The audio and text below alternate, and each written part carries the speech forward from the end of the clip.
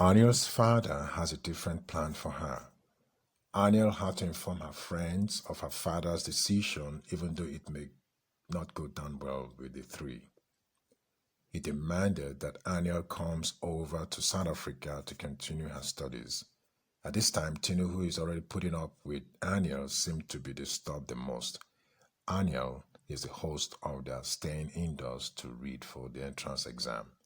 Anniel, sitting pensively, babes, my dad had insisted I come over to SA to continue my education.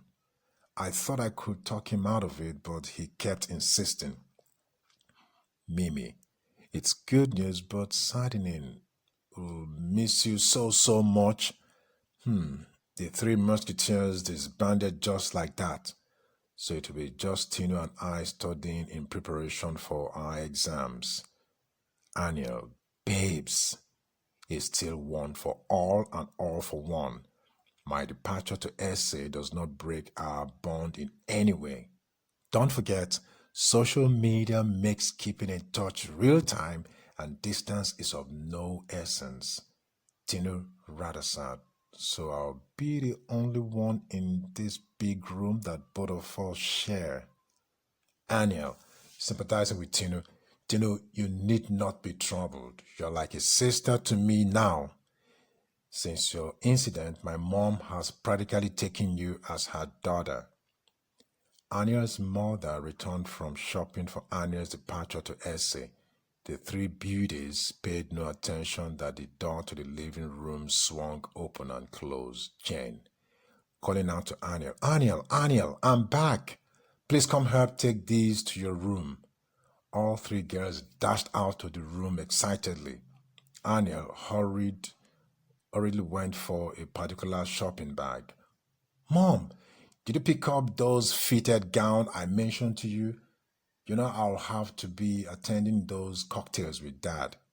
Jane, with a stern warning index finger pointed at Anniel.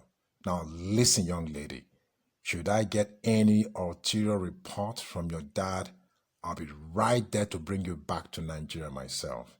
Anniel, Mom, I only meant that I'll have to represent you the best I can. Jane, I'm not asking you that favor. Turns attention to Mimi and Tinu, who just stood watching the drama. Tinu, Mimi, never mind Anniel with her show. Mimi, how are your parents? Tinu, have you been able to speak to your parents after the incident? Tinu, as if recalling, my parents have shut me out of their lives. My mom picks my call occasionally but will not relate much because of my dad. Jen, not to worry, my dear. They will come round someday. Just don't hurt yourself emotionally because of your condition. The three quickly grabbed a bag each and headed for Anya's room while Anya's mother walked to her room. Mimi, tagging along. Ma'am, we can't thank you enough for your moral and loving support to our friend.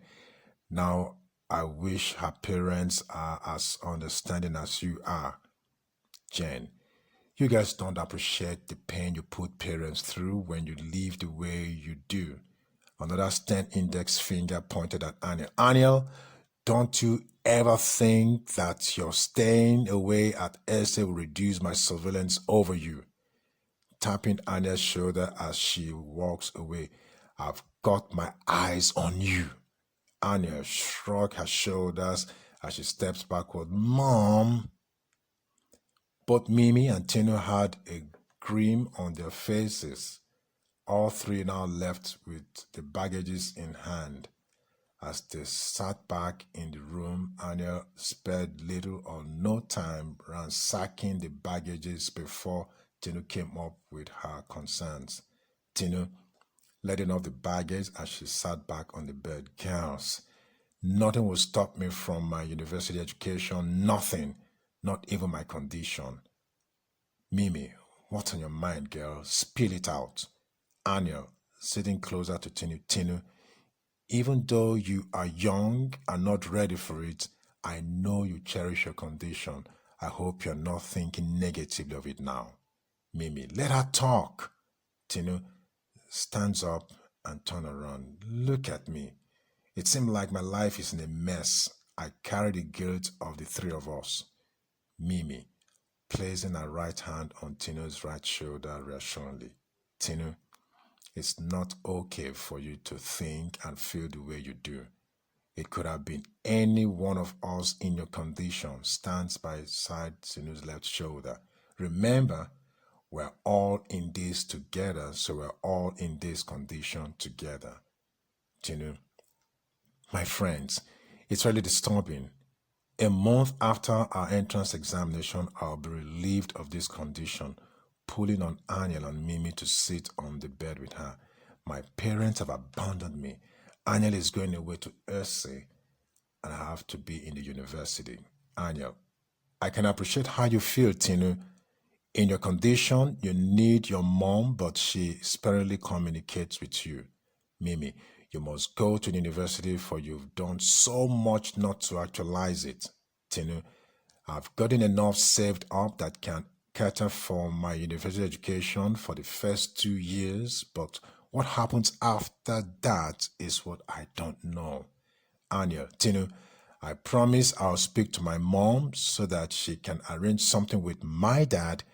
You might end up not even using up your savings at all. Tinu, Anniel, your family have been wonderful to me since my incident, allowing me to move in with you.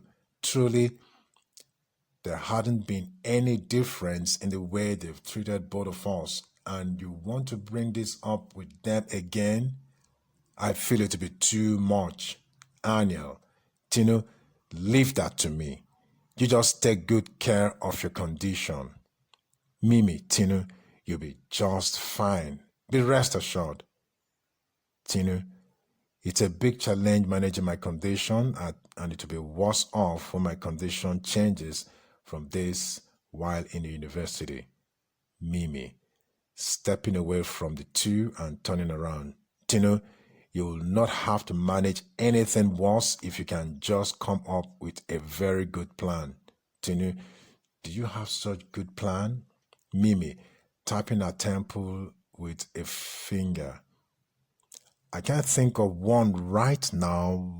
Why don't three of us give some thought to it? I'm sure our brains won't find that difficult. Or what do you girls think? Anniel, perfect. Stands up. Mimi, remember this Saturday will be our turn hosting to read, so we've got 3 days to come up with a plan. Tinu, both of you just made it appear I really will be fine. Thanks to both of you. Anyway, I must say that my head is void of thinking on any plan under this condition, not to talk of a very good one. Mimi, don't bother. Just allow Anniel and I to do the thinking. Anniel, Tinu, it's friendship for good times and for bad times. The trio did a little more reading before Mimi had to take her leave. As much as they read a little more, their minds were pondering what the very good plan would be. Even Tinu, who thought she cannot give thought to it, did ponder on it. They've gotten till their next scheduled reading rendezvous to come up with a very good plan.